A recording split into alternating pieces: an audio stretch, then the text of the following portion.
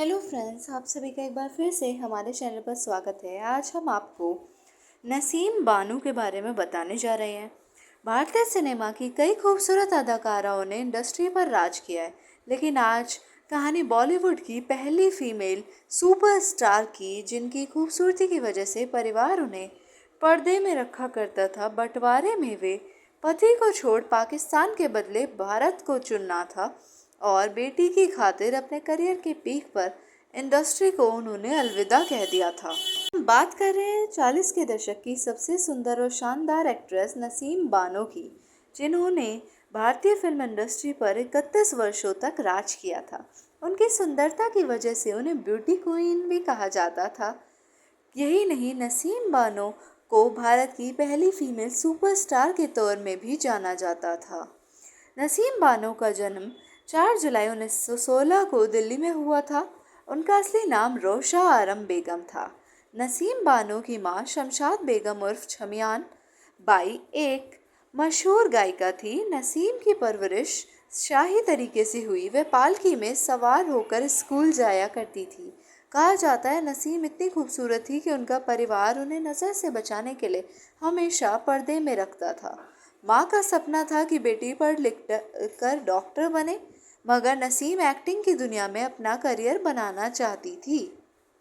एक बार जब वह अपनी माँ के साथ फिल्म सिल्वर किंग की शूटिंग देखने गई, तब वह काफ़ी प्रभावित हुई। उसी दौरान डायरेक्टर की नज़र नसीम बानो पर पड़ी। वह उनकी खूबसूरती पर फिदा हो गए और फौरन फिल्म ऑफर कर दी, मगर नसीम की माँ ने अभी बच्ची है कहकर ऑफर ठुकरा दिया। नसीम की माँ नहीं चाहती थी कि बेटी फिल्मों में काम करे। इसके बाद फिल्म प्रोड्यूसर सोहराब मोदी ने खून का खून फिल्म के लिए बतौर लीड एक्ट्रेस नसीम बानो को ऑफर किया। इस बार भी उनकी मां ने इनकार कर दिया। मीडिया रिपोर्ट्स की माने तो नसीम अपनी मां के लाख मना करने के बावजूद एक्ट्रेस बनने की जिद पकड़े रखी थी। वह मां को मनाने के लिए भूख हड़ताल पर चली गई। बेटी की जिद के आगे मां की ममता पिघल ही गई और मां की रजामंदी मिलने के बाद नसीम ने फिल्म खून का खून से भारतीय सिनेमा में अपना पहला डेब्यू किया। फिल्म हिट रही। अब पूरा देश नसीम की खूबसूरती पर मोहित हो गया था। उन्हें फिल्मों के खूब ऑफर आने लगे थे, जिसके बाद पढ़ाई छोड़ एक्टिंग पर फोकस करने लगी थी वे। आगे फिल्म पुकार में नूरजहां का किरदार नसीम के करियर में गेम चेंजर साबित हुआ। इसके बाद कई सफल फिल्में देकर भारतीय सिनेमा की सबसे डिमांडिंग अभिनेत्रियों में से एक बन गई थी।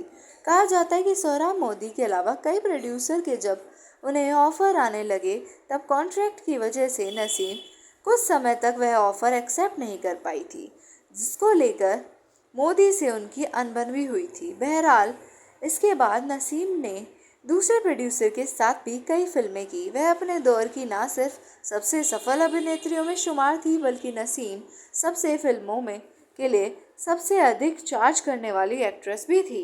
नसीम ने अपने बचपन के दोस्त एहसान उल हक से शादी की थी। उन्होंने बेटी सायरा बानो और बेटे सुल्तान अहमद को जन्म दिया था। उनके पति ने खुद का प्रोडक्शन हाउस खोला, जिसका नाम ताजमहल पिक्चर्स था, जिसके तहत नसीम ने कई हिट फिल्में दी थी।